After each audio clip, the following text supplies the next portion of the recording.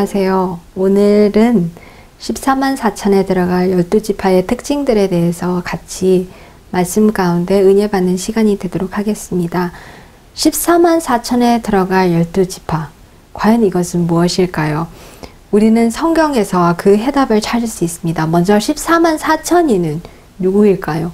또 어떤 무리일까요? 또 어떤 사람들이 그 무리에 들어갈까요? 그것은 여기 나오는 유튜브 링크에 먼저 보시면 14만 4천에 들어갈 사람들의 특징과 그 사람들은 어떤 사람들인지 어떤 경험을 겪어야 할지 이 유튜브 링크에 보시면 거기서 먼저 자세하게 설명을 해드립니다. 그런데 계시록 7장에 보시면 14만 4천의 실제적인 수인데요. 각 지파에서 1만 2천씩이 들어갑니다. 12지파에서 1만 2천씩, 그래서 1만 2천 곱하기 12가 14만 4천이기 때문에 그렇게 성경에서 말을 하는데요. 먼저 성경 14만 4천인에 관한 말씀을 계시록 14장 1절로 4절에서 보시겠습니다.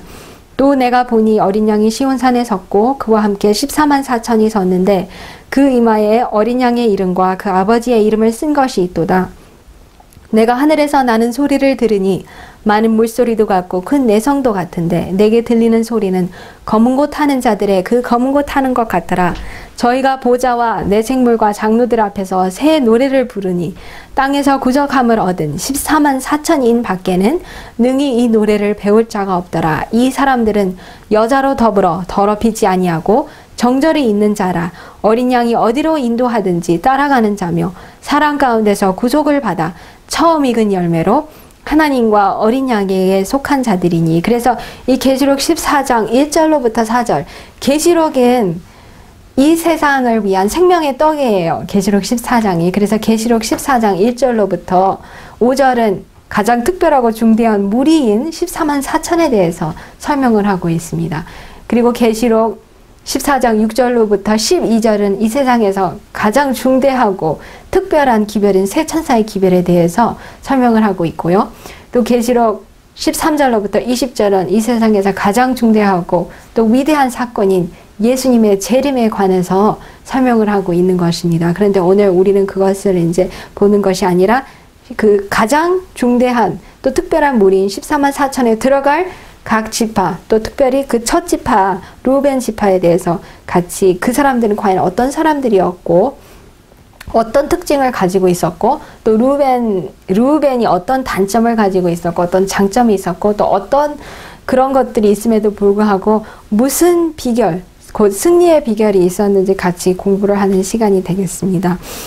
여기에 보시면 계시록 7장 1절로 4절에 보시면 이 일 후에 내가 내 천사가 땅 내 모퉁이에 선 것을 보니 땅의 사방 바람을 붙잡아 바람으로 하여금 땅에나 바다에나 각종 나무에 불지 못하게 하더라. 또 봄에 다른 천사가 살아계신 하나님의 인을 가지고 해 돋는 데로부터 올라와서 땅과 바다를 해롭게 할 권세를 얻은 내 천사를 향하여 큰 소리로 외쳐 가로되 우리가 우리 하나님의 종들의 이마에 인치기까지 땅이나 바다나 나무나 해하지 말라 하더라. 내가 인 맞은 자의 수를 들으니 이스라엘 지파손의 각 지파 중에서 인 맞은 자들이 14만 4천이라고 그랬어요. 계시록 7장 1절로부터 4절에 있는 말씀이었습니다. 그래서 14만 4천인에 들어갈 각 지파들은 순서대로 보면 이렇습니다. 그 다음 절에 계속 이렇게 나오죠. 유다 지파 중에 인 맞은 자가 1만 2천이요. 루벤 지파 중에 1만 2천이요. 갓 지파 중에 1만 2천이요. 아셀 지파 중에 1만 2천이요. 납달리 지파 중에 1만 2천이요. 므낫세 지파 중에 1만 2천이요. 그 다음에 시몬 지파 중에 1만 2천이요. 레위 지파 중에 1만 2천이요. 이사갈 지파 중에 1만 2천이요. 스불론 지파 중에 1만 2천이요. 요셉 지파 중에 1만 2천이요. 베냐민 지파 중에 입맞은 자가 1만 2천이라 계시록 7장 5절로 8절에 있는 말씀이었습니다. 그래서 야곱의 12아들들이 이제 순서대로 본다면 루벤, 시몬, 레위 이렇게 나열이 되어 있지만 창세기에서는 계시록에서는 그와는 약간 순서가 다르게 나와 있는 것을 보게 됩니다. 그런데 뭐 그 순서가 중요하다기보다는 그런 14만 4천인에 들어간 12지파 이 이름들, 그 사람들이 왜 어떤 특성을 가졌기 때문에 14만 4천에 들어갈 수가 있는지 우리가 보게 됩니다. 그래서 오늘은 그 첫 번째 예로 루벤 지파에 관해서 또 루벤에 관해서 같이 말씀에서 확인해 보는 시간이 되겠습니다. 루벤은 야곱의 첫째 아들이었습니다. 야곱의 첫 부인인 레아가 낳은 장자 첫 아들이었는데 레아가 루벤을 낳고 무슨 고백 아니면 탄성을 질렀냐면 한 아들을 보라 이런 뜻으로 루벤이라는 이름을 지어 주었습니다. 그런데 루벤은 장자로서 무엇을 받을 권리가 있었냐면 장자로서 먼저 장자의 명분을 받은 자로서 재산의 아버지의 재산의 2분깃을 받을 권리가 있었습니다. 그리고 그 가족 자기 아버지 가족의 제사장 직분 또는 지도자 직분을 가질 권리가 있었습니다. 그것은 또한 메시아 하나님의 아들이신 그리스도 메시아의 조상이 되는 특권이 그 장자의 명분에 다 포함이 되어 있었던 것입니다. 그것을 그는 나면서부터 가질 권리가 있었던 것입니다. 그런데 루벤의 지파와 루벤의 특징들을 보면 이제 역대상 5장 3절에 보시면 그 이름과 지파를 이은 4명의 아들들이 있었고요. 가나안 성에 입성하였을 때 민수기 26장 7절에 보시면 그 루벤 지파의 인구수가 물론 남자들이겠죠. 그 당시에 43,730명이었습니다. 또 한 가지 흥미로운 사실은 그 루벤 지파가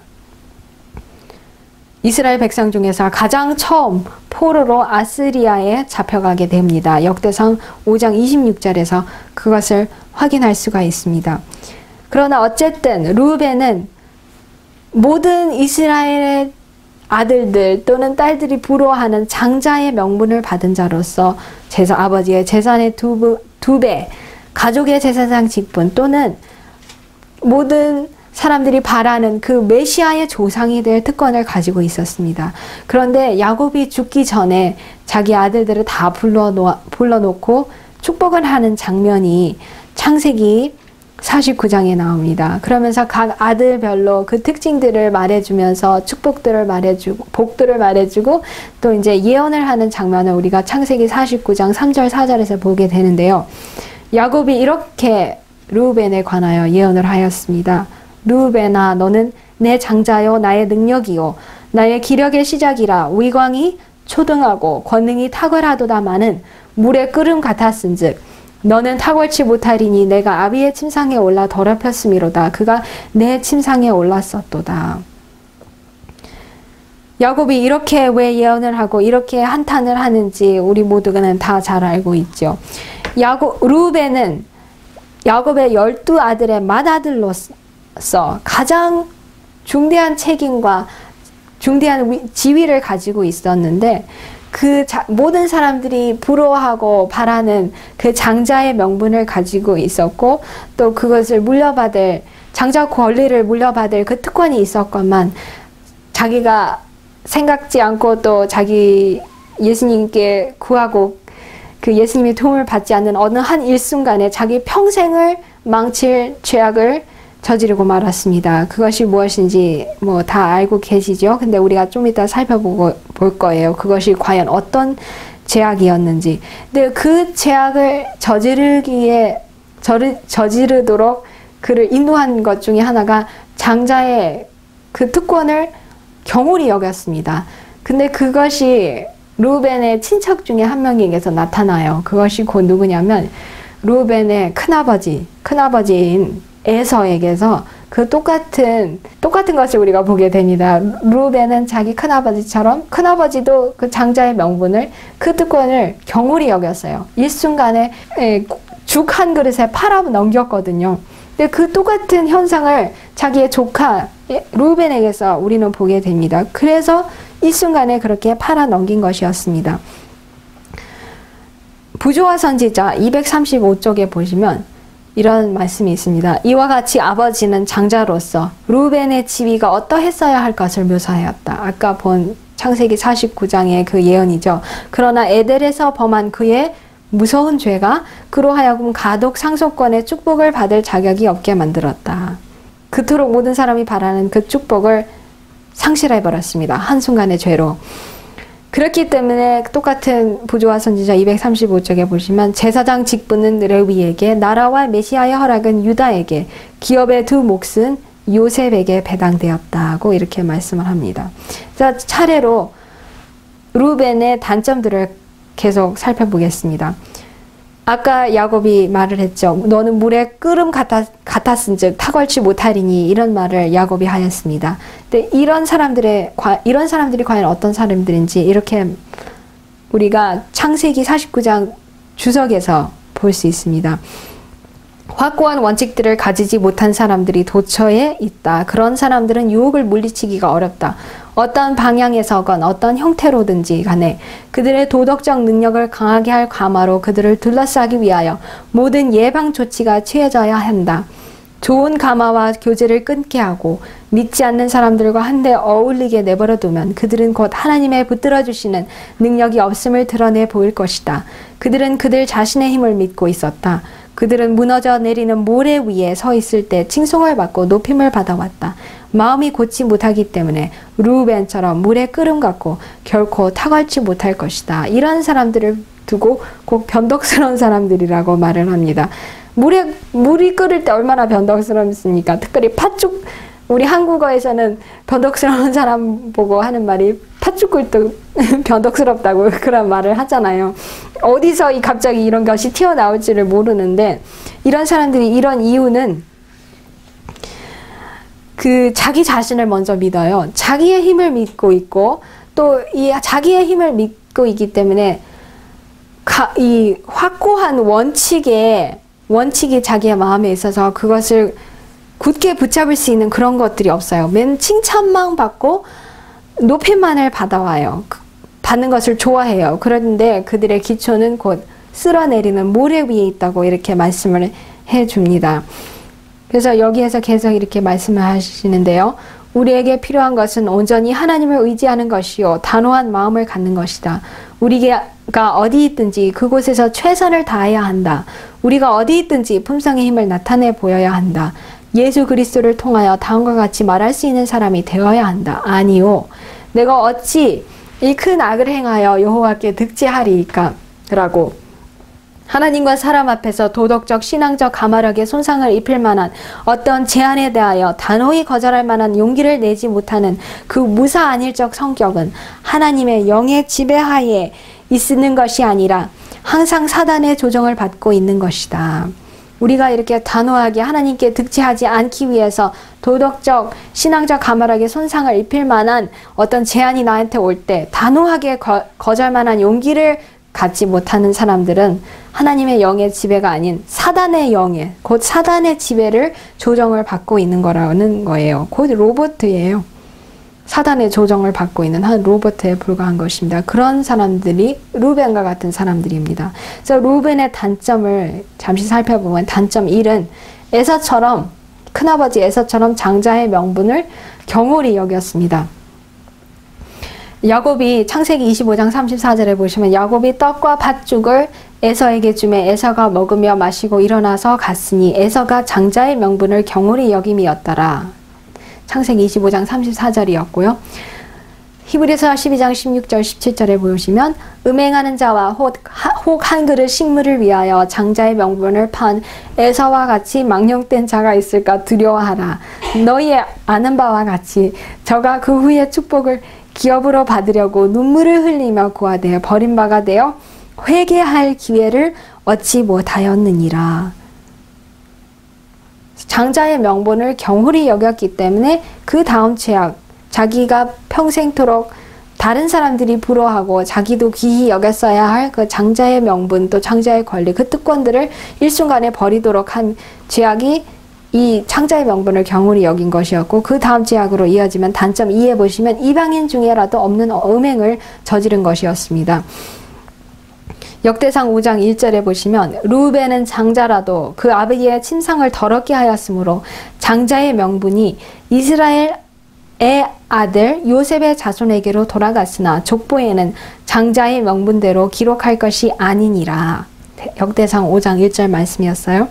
그런데 똑같이 고린도전서 5장 1절에 보시면 사도 바울이 그런 음행에 관해서 이런 거라고 표현을 합니다. 너희 중에 심지어 음행이 있다 함을 들으니 이런 음행은 이방인 중에라도 없는 것이라 누가 그 아비의 아내를 취하였다 하는도다.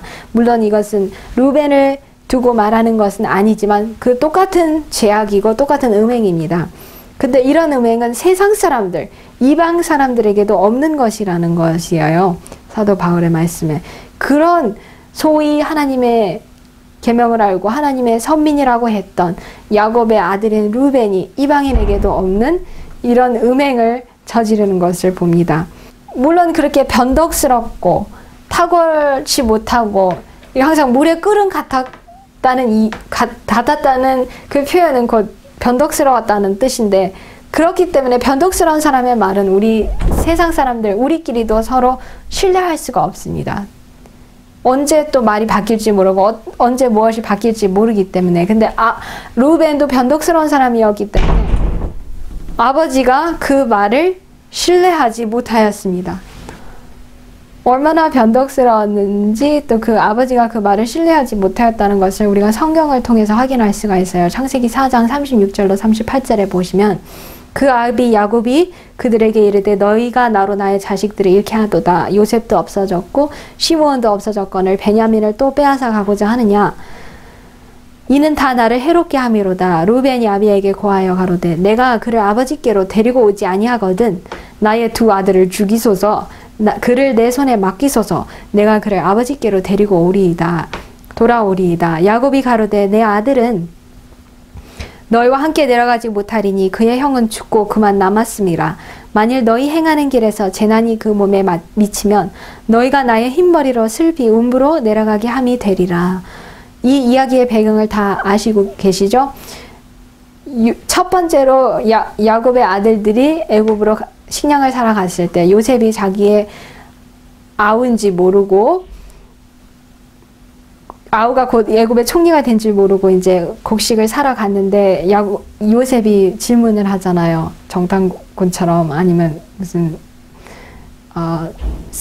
이 사람들이 무슨 정탐꾼인 줄 이렇게 알아내려고 계속 질문을 합니다. 근데 요셉의 그 하고자 했던 그 동기를 우리는 알고 있죠. 자기 아버지가 잘 살아 계신지 베냐민이 잘 살아 있는지 그걸 알고 싶어서 여러 질문을 하는데 요셉이 이렇게 엄포를 놓쳐. 너희가 다음번에 올 때는 나는 너희 말을 믿지 못하는데 시므온도 담보로 여기 놓고 가야 되고, 다음에 올 때는 너희가 소위 있다고 하는 그 막내 동생을 데리고 와야 내가 너희가 참된 거짓 정탐꾼들이 아닌 줄 알겠다 합니다. 그래서 이제 식량이 다 떨어져서 다시 애굽에 식량을 사러 가야 되는데 이제 이 형제들이 야곱에게 차마 그 말을 꺼내지 못합니다. 왜냐하면 야곱이 사랑하는 라헬에게서 남은 아들은 자기들이 알기로는 베냐민밖에 없기 때문에 베냐민마저 빼앗아 가면 아버지의 생명을 빼앗는 거나 마찬가지이기 때문에 아버지에게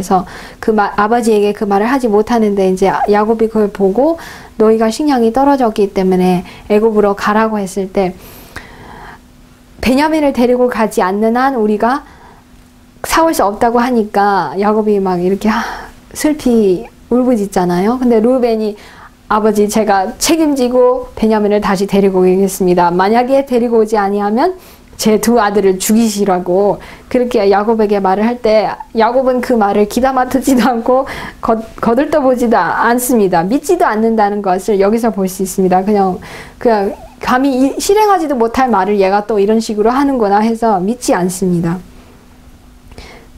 그 단점을 루벤에게서 이렇게 보게 됩니다. 단점 4는 네 번째 단점은 이기적이고 욕심이 많았어요. 그것을 어디서 보게 되냐면 민수기 32장 1절로 7절에 보시면 그 시간상 오늘은 다 이 성경을 읽지 않겠지만 루벤 족속하고 갓 족속이 나중에 이제 요단강을 건너기 전에 이런 아다롯 또 뭐 디본, 아셀, 니므라 이런 곳들을 자기들이 정복을 했기 때문에 그곳은 자기들이 가축이 많은 사람들이니까 가축이 적당하게 먹고 살 수 있는 곳이라는 거예요. 그래서 우리가 이곳에 살고 싶으니 우리를 요단을 건너지 않고 이 땅을 우리에게 산업으로 주시라고 모세와 이스라엘의 방백들 족장들에게 나아가서 감히 자기들의 욕심을, 자기들의 이기적인 욕심을 말합니다.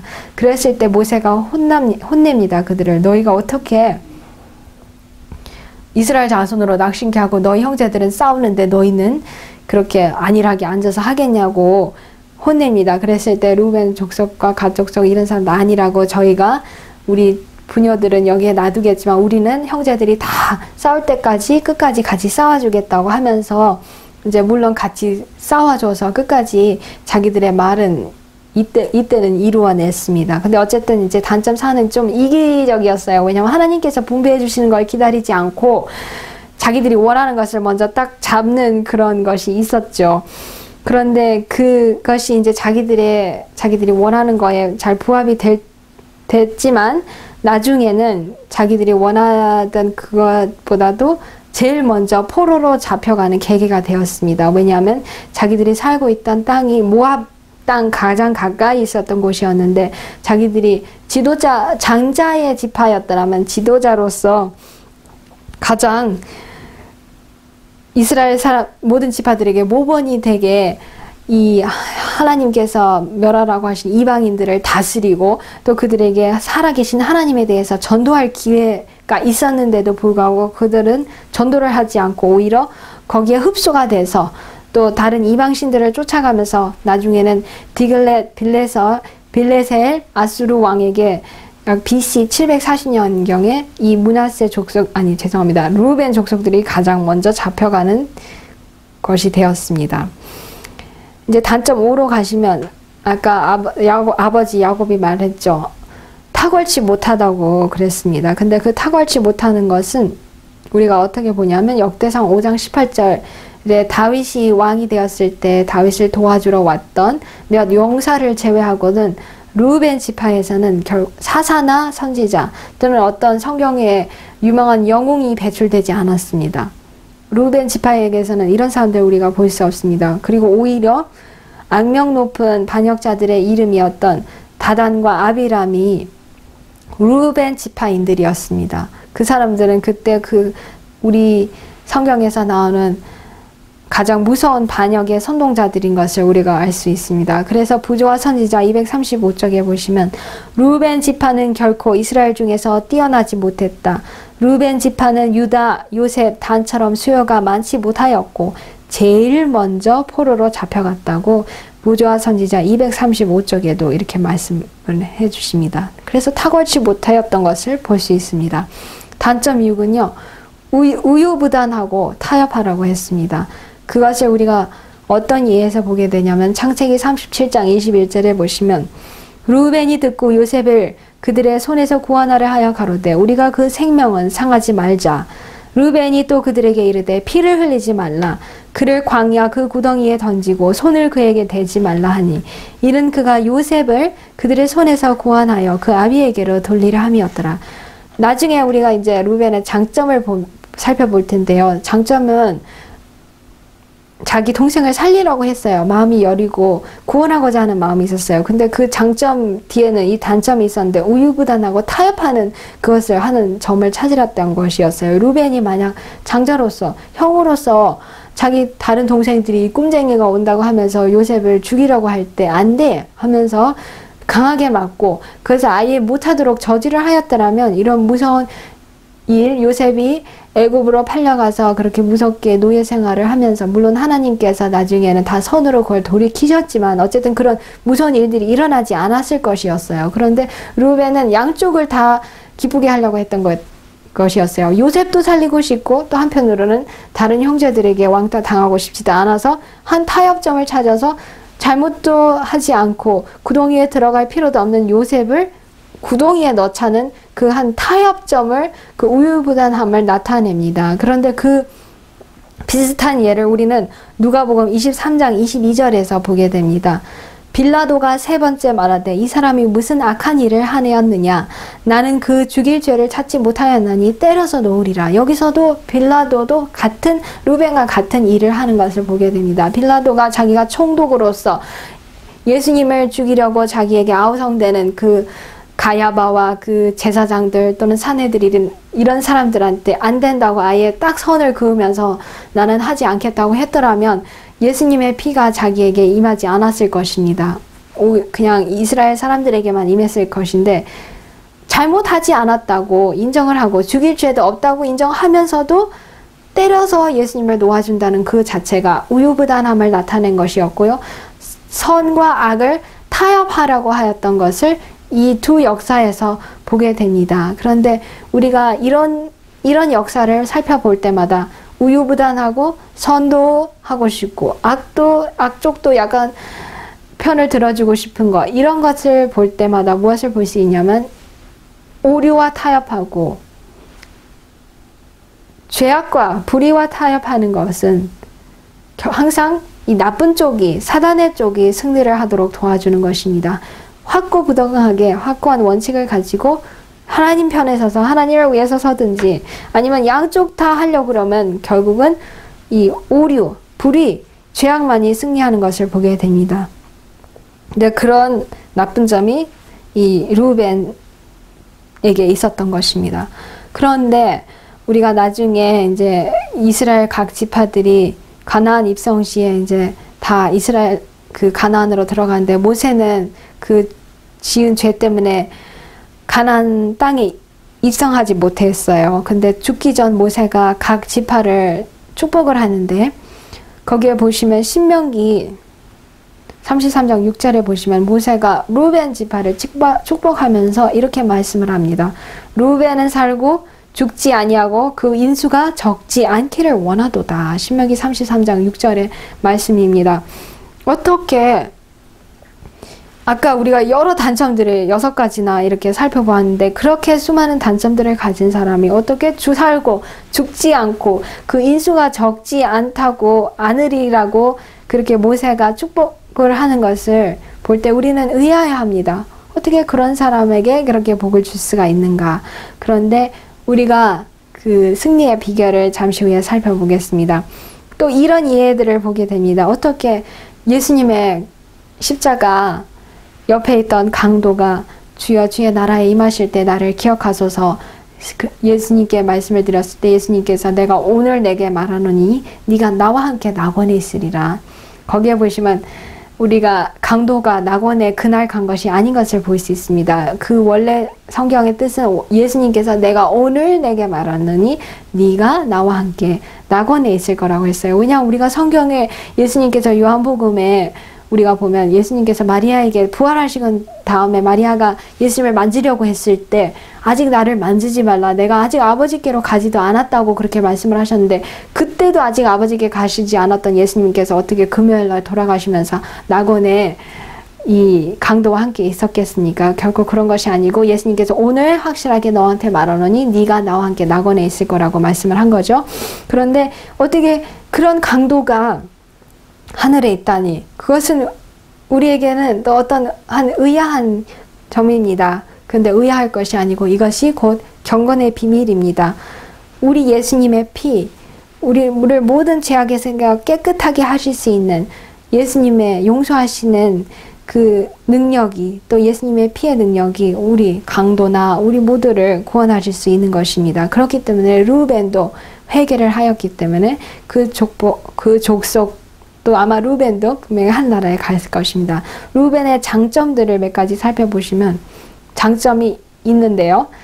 아까 야곱의 축복에서도 보게 됩니다. 너는 위광이 초등하고 권능이 탁월하다고 합니다.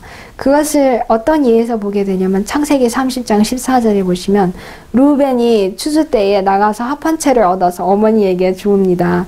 어쨌든 어머니를 위하고 어머니를 사랑하고 그 귀한 것을 어머니에게 줄 줄 아는 사람이었어요. 그렇기 때문에 그것이 성경에 나온 것이었습니다. 이게 남을 배려하는 그런 마음이었습니다. 그것이 장점이었고 또 장점은 또 남을 배려하는 것이 아까 물론 이제 우유부단하게 타협하라고는 했지만 요셉을 살리려고 했어요. 그것을 우리가 창세기 37장 21절로 22절에 봅니다. 루벤이 듣고 요셉을 그들의 손에서 구원하려 하여 가로되 우리가 그 생명은 상하지 말자. 루벤이 또 그들에게 이르되 피를 흘리지 말라. 그를 광야 그 구덩이에 던지고 손을 그에게 대지 말라 하니 이는 그가 요셉을 그들의 손에서 구원하여 그 아비에게로 돌리려 함이었더라. 그리고 37장 29절에 30절에 보시면 루벤이 겁났어요. 자기의 그 숨은 목적이 드러날까봐. 그래서 겁나서 형제들이 알아차릴까봐 잠시 도망간 사이에 요셉을 팔아버렸거든요. 구덩이에서 꺼내어서. 그랬을 때 너무 이게 실망한 나머지 옷을 찢고 이거 어떡하냐고 소리를 지르는 것을 창세기 37장 29절로 30절에 봅니다. 그리고 나중에 창세기 42장에 보시면 아직 요셉이 그러니까 이게 애굽의 총독이 요셉인 줄 모르고 형제들끼리 막 이야기를 하잖아요. 요셉 앞에서. 요셉이 죽은 줄 알고 그 아이의 피가 우리한테 오늘 이렇게 돌아온 거라고. 그랬을 때 루벤이 또 책망하는 장면이 나옵니다. 내가 너희들아 그 아이에게 득지하지 말라고 하지 아니하였느냐. 그래도 너희가 듣지 아니하였느니라. 그러므로 그의 피값을 내게 되었도다. 이렇게 형제들을 책망합니다. 그래서 이렇게 배려하고 어머니도 사랑하고 요셉도 구원하려 했던 그 마음이 있습니다. 또 장점은요. 이거는 루벤보다도 나중에 루벤 족속에게서 그 지파에게서 나타난 장점인데요. 지혜로웠습니다. 지혜로운 점이 어디에 있었냐면 여호수아 22장에 그 사건이 자세하게 나와 있습니다. 아까 이제 자기들이 가축이 많기 때문에 가나안 족속에서 요단 이쪽을 우리에게 주시라고 모세에게 했을 때 모세가 처음에는 혼냈지만 자기들이 어떻게 할 것을 모세에게 말씀드렸을 때 모세가 그래라 그러면 너희가 같이 싸울 때까지 그러니까 우리가 다 싸울 때까지 같이 하자 이렇게 말을 하고 이제 같이 싸웠잖아요. 여호수아 밑에서 다른 지파들과 함께. 그래서 이제 싸우고 돌아가게 됩니다. 자기들의 분깃으로 돌아갈 때 소문이 들려와요. 요단 이쪽 그에 있던 다른 지파들에게 루벤하고 이 갓 지파하고 이런 사람들이 큰 제단을 지었다는 소문이 들립니다. 그래서 여호와의 단 모형을 땄는데 근데 자기들이 알기로는 이 그 하나님의 성전이 있는 곳에 있는 단에서만 예배를 드려야 되는데 여기서 곧 우상숭배와 같은 단이 일어난다는 것을 보고 다른 이 지파들이 격분을 합니다. 그러면서 자기들이 지도자급들 이 방백들을 몇 명을 각 지파에서 보내서 날카롭게 이제 질책을 하고 좀 뒤집어 씌우면서 이 루벤 지파와 다른 지파들을 무섭게 혼냅니다. 또 질책을 합니다. 너희들이 왜 그렇게 하냐고. 우리가 바알보올에서 우리 조상들이 그렇게 무섭게 하나님께 득지해가지고 이런 무서운 재앙들을 너희가 보지 않았느냐 하면서 또 이런 일을 저지르려고 하냐고. 거의 이게 전쟁 직전의 장면이었었습니다. 그런데 루벤 족속이 그때 지혜롭게 어떻게 처치를 했냐면 여호수아 22장 28절에 보시면 우리가 말하였거니와 만일 그들이 후일에 우리에게 우리 후대에게 같이 말하면 우리가 말하기를 우리 열조가 지은 여호와의 단 모형을 보라. 이는 번제를 위한 것도 아니요 다른 제사를 위한 것도 아니라 오직 우리와 너희 사이에 증거만 되게 할 뿐이라. 우리가 번제나 소제나 다른 제사를 위하여 우리 하나님 여호와의 성막 앞에 있는 단 외에 단을 쌓음으로 여호와께 패역을 하고 오늘날 여호와를 쫓음에서 떠나라 하면 결단코 아니니라 하리라. 그래서 지혜롭게 처신을 하고 해명을 하였습니다. 이것은 우리가 무슨 우상숭배를 하고 또 여기서 따로 무슨 성전을 지으려고 한 것이 아니라 나중에 후일에 너희의 자녀들이 우리의 자녀들을 핍박하거나 핍박이라기보다는 왕따를 시킬까봐 우리가 이렇게 한 거다. 우리도 너희와 같은 하나님을 섬기는 거라는 것을 보여주기 위해서 한 모형을 지은 것뿐이지 결코 여기서 예배를 드리려 한 것이 아니다. 이렇게 지혜롭게 해명을 했을 때 방백들이 기쁘게 돌아갔어요. 좋은 생각이라고 하면서. 근데 여기 부조화 선지자 520쪽에 보시면 루벤 족속과 그 동료들이 나타낸 지혜는 본받을 가치가 있다. 참된 종교적인 사업을 추진시키고자 정직하게 노력하였으나 그들은 잘못 판단을 받고 혹독한 비난을 받았다. 그러나 그들은 울분을 나타내지 않았다. 그들은 자신을 방어하려고 하기 전에 저희 형제의 비난을 예의와 인내로 다 들은 후에 자신들의 동기를 충분히 설명하고 저희의 무죄함을 나타냈다. 그리하여 중대한 결과를 가져올 뻔했던 어려운 사건이 평화적으로 해결되었다. 아주 예의 바르게 지혜롭게 처신을 해서 자기들의 무지함도 드러내면서 전쟁으로까지 이어질 뻔했던 이런 결과를 평화적으로 해결하는 것, 이런 지혜가 있었습니다. 루벤 족속에게. 근데 이런 것들이 뭐 몇 가지 장점이었는데, 아까 우리가 단점들을 많이 보았는데, 어떻게 그런 사람이 14만 4천인으로서 14만 4천인의 한 지파로서 들어갈 수 있을까 우리가 의아해하잖아요. 그 승리의 비결을 우리가 볼 수 있습니다. 사사기 5장 15절에 보시면 이 사건의 배후에는 이런 이야기가 있죠. 드보라와 바락이 싸운 무기또의 전쟁이었습니다. 그 무기또의 전쟁은 나중에 우리 예수님과 사단 사이의 최종적인 대쟁투의 전쟁인 아마겟돈 전쟁, 진리와 오류의 전쟁인 아마겟돈 전쟁의 한 표상이었습니다. 그 당시 드보라와 바락이 싸운 무기또의 전쟁이. 근데 우리 14만 4천인에 대해서 잘 모른다면 여기 링크에 나와 있는 이 동영상을 꼭 보셔야 되는데요. 14만 4천인은 예수님의 재림시에 살아서 승천할 하나님의 백성들을 14만 4천이라고 하는 것을 우리가 성경을 통해서 볼 수 있습니다. 근데 14만 4천이 실제 수인데, 실제 수 가운데서 각 지파에서 1만 2천씩 들어갑니다. 근데 지금 이 설명을 드리는 이유는 진짜 이스라엘, 지금 저기 이스라엘 나라의 이스라엘에서 각 지파에 12,000명이 들어가는 것이 아니고 영적 이스라엘, 이런 지파의 특성들을 가진 12,000명씩의 사람들이 하늘나라에 살아서 승천하는 것입니다.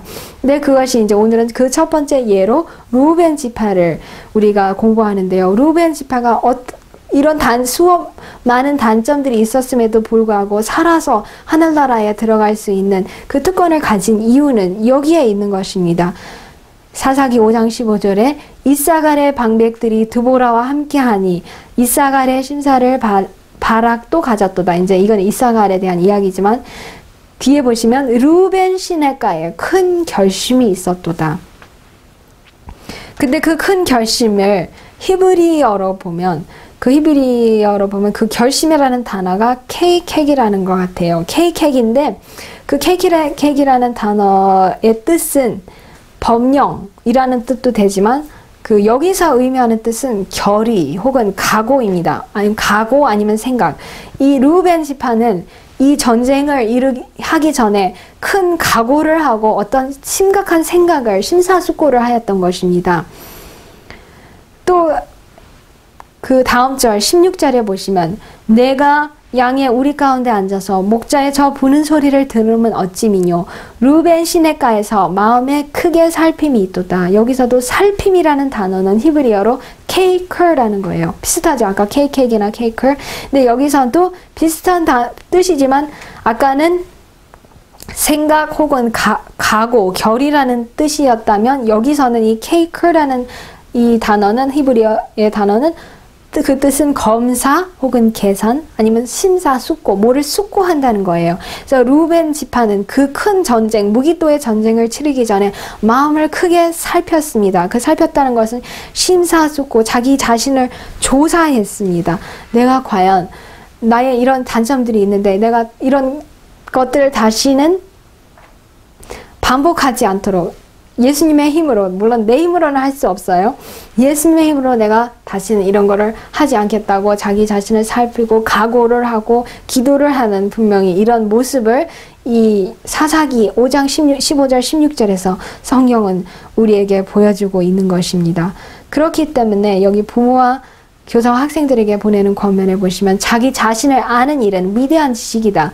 참된 자기 인식은 겸손한 정신을 갖게 하여 품성을 형성하며 단련시킬 수 있도록 길을 열 것이다. 자기 자신을 아는 일은 위대한 지식이라고 합니다. 우리가 여기서 어느 제자의 예를 볼 수 있을까요? 베드로입니다. 베드로는 자기는 자기 자신을 잘 안다고 생각하였습니다. 그렇기 때문에 자기는 자기를 잘 안다고 생각했기 때문에 예수님께서 모두가 나를 다 떠나고 나를 버리고 다 도망가겠다고 말씀하셨을 때 저는 결코 그렇게 하지 않을 것이라고 예수님 앞에서 맹세를 하였습니다. 그랬을 때 예수님께서 아니다. 닭이 3번 울기 전에 네가 나를 2번 부인할 거다. 이렇게 했을 때 맹세를 하면서 안 할 거라고 그런 식으로 예수님께 말씀을 드렸어요. 자기는 자기를 잘 안다고 생각했어요. 근데 잘 알지 못했습니다. 자기 자신이 과연 얼마나 연약하고 예수님의 도움 없이는 예수님을 일순간에 팔아 넘길 사람이라는 것을 알지 못했기 때문에 그 죄를 저질렀던 것입니다. 그런데 그 겟세마네에서 그 무서운 죄 이후에는 자기 자신을 알게 되었습니다. 내가 얼마나 큰 죄인이고 예수님의 힘이 없고 예수님을 매 순간 의지하지 아니하면 예수님을 부인하는 이 반역자라는 것을 깨닫고 그 다음부터는 겸손하게 되었습니다. 그렇기 때문에 예수님께서 나중에 내 양을 먹이라, 내 양을 치라 이렇게 베드로에게 어린 양들을 맡기실 수가 있었던 것입니다. 루벤 지파도 그런 경험을 했던 것입니다. 처음에는 자기 자신을 잘 알지 못하고 수많은 이런 죄악들을 저지르고 이방인 가운데도 없는 음행을 저질렀지만 그 족속의 결말은 베드로와 같았던 것입니다. 자기 자신을 살피고 내가 과연 어떤 죄인이라는 것을 알았습니다. 그런데 오늘날 우리도 그런 경험을 해야 합니다. 여기서 우리는 오늘날 대속죄일이라는 이 실제적인 대속죄일을 살고 있는데 이런 말씀을 우리에게 주셨습니다. 오늘날 우리는 대속죄일에 살고 있다. 표상적 의식에서 대제사장이 이스라엘 백성을 위하여 속죄의 봉사를 하는 동안 모든 사람은 다 하나님 앞에 죄를 회개하고 겸손한 태도로서 그들의 심령을 괴롭게 해야 했다. 그렇게 하지 아니하는 자는 백성 중에서 끊어질 것이었다. 그와 같이 자기 이름이 생명책에서 도말되기를 원치 아니하는 모든 사람은 그들의 은혜의 신기가 얼마 남지 아니한 오늘날 죄를 슬퍼하고 진정으로 회개함으로 하나님 앞에서 그들의 심령을 괴롭게 해야 한다. 심령을 괴롭게 하라는 것은 아까 그 사사기 5장 15절 16절의 말씀처럼 큰 각오를 하고 심사숙고를 하고 자기 마음이 어떤지 하나님 앞에서 자기 마음을 샅샅이 등을 켜서 뒤지라는 거예요. 그런데 우리가 우리의 마음을 뒤지기 위해서는 어떤 물건을 찾고 무엇을 찾아내기 위해서는 빛이 필요합니다. 예를 들어서 제 손에 가시가 들어갔다고 생각합시다. 가시가 들어갈 때도 있어요. 가시가 들어갈 때는 이 가시를 빼기 위해서 환한 불 아래서 이거를 켜고 뺄 때 가시가 보여서 그것을 뺄 수가 있습니다. 빛이 있어야 이 무슨 결점을 찾고 이 이물질을 찾아서 뺄 수가 있어요. 그것은 또 물건을 찾을 때도 성경에서도 보시면 그 잃어버린 은전을 찾는 그 여인도 등불을 켜서 쓸고 빛을 켜서 찾는 것을 보게 됩니다. 그런데 우리가 이 루벤 사람들이 이 승리의 비결은 자기의 마음을 살피고 심사숙고하고 큰 각오를 하는 것에 있음을 보게 되는데 그것은 말씀의 빛에서 말씀의 빛을 갖지 않는 한 우리는 우리의 결점들을 찾을 수가 없어요. 물론 예수님이 그 빛이세요. 예수님께서 나는 세상의 빛이라고 하셨어요. 그런데 또 성경 말씀은 육신이 말씀이 되어 우리 가운데 거하신다고 그랬어요. 빛이신 예수님은 말씀이세요. 또 우리가 빛이신 예수님, 말씀이신 예수님을 알기 위해서는 하나님의 말씀은 성경 말씀을 봐야 우리의 결점들이 보입니다. 또 더 중요하게는 잠언 6장 23절에 보시면 계명은 빛이라고 그랬습니다. 계명은 빛. 하나님의 율법, 곧 십계명, 출애굽기 20장에 있는 그 십계명의 빛 아래서 우리의 품성의 결점들을 볼 때에만 우리는 루벤 족속처럼 우리 마음을 심사숙고하고 찾아내고 하나님의 힘으로 예수님의 피로 승리하고 그 모든 결점들을 이길 수가 있는 것입니다. 여기서 계속 이렇게 말씀을 합니다. 그들은 심각하고 철저하게 마음을 살펴야 한다. 그리스도인이라고 공언하는 너무나 많은 사람들이 가지고 있는 부하하고 경박한 정신은 반드시 벌어져야 한다. 지배권을 장악하고자 일어나는 악한 경향들을 이기고자 하는 모든 사람들 앞에는 반드시 격렬한 투쟁이 있다. 준비하는 일은 개인적으로 할 일이다. 우리는 단체적으로 구원을 얻지 않는다. 사람의 순결과 헌신이 다른 사람의 그런 특성의 결함을 보충해 줄 수 없다. 비록 온 인류가 하나님 앞에서 심판을 받을지라도 하나님께서는 각 개인의 사정을 조사하시기를 마치 세상에 그 한 사람 밖에는 다른 사람이 없는 것처럼 세밀히 하실 것이다. 모든 사람이 조사를 받되 티나 주름 잡힌 것이나 이런 것들이 없어야 한다. 우리가 하나님께서 우리를 조사하실 때 그냥 마구잡이로 조사하는 것이 아닙니다. 계명의 표준에 따라서 각 사람을 조사하실 것입니다. 아까 우리가 빛이 있어야 뭐를 조사한다고 그랬잖아요. 또 뭐를 찾아낼 수 있다고 했는데 말씀도 빛이지만 더 나아가서는 계명은 하나님의 율법은 빛이라고 잠언 6장 23절에 말씀을 하셨는데 이 심판의 표준도 빛의 표준은 하나님의 계명입니다. 그래서 하나님께서는 우리를 심판하실 때 저 하나 있는 것처럼 여러분 한 사람이 계신 것처럼 각 사람을 하나님의 율법의 표준 아래에서 심판하실 것입니다. 그렇기 때문에 우리는 지금 이 대속죄일이라는 시간에 마음을 깊이 살피라고 이렇게 말씀을 우리에게 해주셨습니다. 지금까지 읽어드린 말씀은 대쟁투 489, 490쪽에 했던 말씀이었습니다. 이렇게 말씀을 또 해주십니다. 하나님의 인정받은 백성들이 더러운 옷을 입고 여호와 앞에 서 있는 것으로 나타난 사실은 하나님의 이름을 믿노라고 공언하는 모든 사람에게 회개하게 하고 마음을 깊이 살피게 해줄 것이다. 진리를 순종함으로 심령을 정말로 깨끗하게 하고 있는 자들은 그들 스스로에 대하여 가장 겸손한 견해를 갖게 될 것이다. 그들은 흠없는 그리스도의 품성을 더욱 세밀하게 보면 볼수록 그분의 형상을 담고자 하는 그들의 욕망은 더욱 강해질 것이며 또한 그들 자신에게서는 순결과 거룩함을 더욱 적게 보게 될 것이다. 그러나 우리의 죄 많은 상태를 깨닫는 동안 우리는 그리스도를 우리의 의와 우리의 거룩함과 우리의 구속으로 신뢰하게 된다. 예수님, 빛 대신 예수님께 가까이 나아가고 또 빛 대신 말씀에 가까이 나아가고 하나님의 계명을 우리가 보면 볼수록 내 자신, 이 못난 자가 얼마나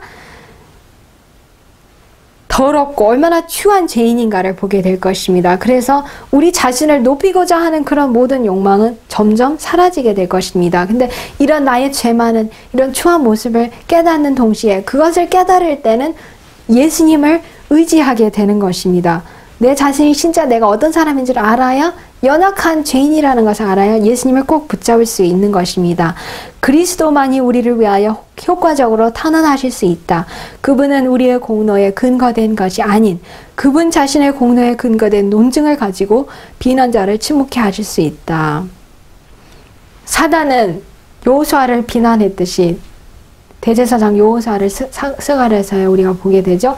비난했듯이 사단은 우리 각 개인을 놓고 하나님 아버지 앞에서 신랄하게 이런 죄악들이 있다고 하면서 우리가 하늘나라 들어갈 자격이 없다고 하면서 비난을 할 것입니다. 그런데 우리가 우리의 공로에는 나한테는 선한 것이 하나도 없고 나한테는 선을 행할 능력조차도 없다는 것을 깨닫고 예수님의 공로를 온전히 의지하고 예수님을 붙잡을 때 우리는 승리할 수 있고 이 마귀 사탄도 침묵해 예수님께서 하실 수 있는 것입니다. 그렇기 때문에 이 기도가 저와 여러분들의 기도가 되기를 간절히 기도합니다. 하나님이여 나를 살피사 내 마음을 아시며 나를 시험하사 내 뜻을 아옵소서. 내게 무슨 악한 행위가 있나 보시고 나를 영원한 길로 인도하소서. 시편 139편 23절 24절의 말씀이었습니다. 그래서 이런 빛 계명의 빛, 말씀의 빛으로 우리의 마음을 하나님께서 살피시고 우리도 우리의 마음을 살펴서 이 모든 악한 행위가 있나 또 나쁜 마음이 있나 나쁜 생각이 있나 우리 자신을 르우벤 족속처럼 심사숙고하고 마음을 크게 살피고 큰 각오를 하는 우리 모두가 되기를 간절히 기도합니다. 저와 여러분의 모든 소원을 우리가 살아서 14만 4천에 들어가는 것이 우리의 소원인데요. 우리가 어떤 지파, 르우벤 지파가 될지 유다 지파가 될지 베냐민 지파가 될지 또 그 외에 다른 지파가 될지는 모르겠지만 어쨌든 이 승리한 그들의 비결을 우리가 꼭 생각하고 잡고 그것으로 우리 모두의 삶이 변화되는 우리 모두가 되기를 간절히 기도합니다. 그래서 모세의 기도 르우벤은 살고 죽지 아니하고 그 인수가 적지 않기를 원하도다가 응답이 되었습니다. 르우벤 지파는 승리해서 하늘나라에 입성하게 됩니다. 저와 여러분 모두도 승리하여 하늘나라에 입성하는 우리 모두가 되기를 간절히 기도합니다.